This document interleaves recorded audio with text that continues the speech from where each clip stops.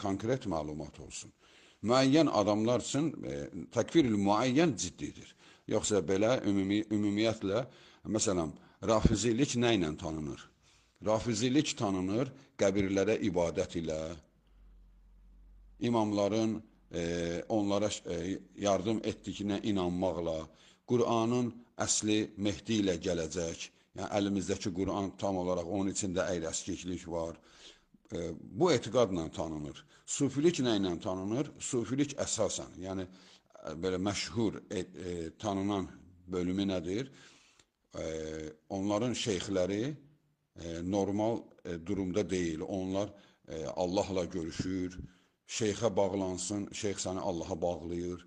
Bu cür etiqadları ki var, bu etiqadlar hamısı küfürdür. Rafizilikdə də, sufilikdə də. Ona görə ümumiyyətlə o etiqad, iki etiqad küfr etiqadıdır. İbn-i Teymiyyə rahiməhullah da bunlar üçün bu hökmü demişdir. Bu iki etiqad küfr etiqadıdır.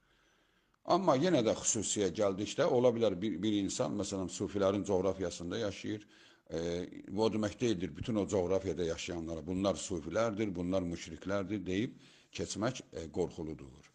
Yəni, ehtiyatlı olmaq lazımdır. Ona görə də, yəni, müəyyən bir adama hökmünə gəldikdə, yəni, o zaman susmaq ən gözəlidir. Çünki qoy elm adamları araşdırsın.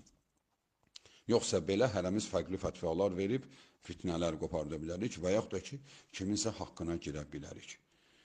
Vəl-ilmu indallahi Teala və axiru da'vana enilhamdülillahi rabbil alemin və səlamu aleykum və rəhmətullahi və bərəkatuhu.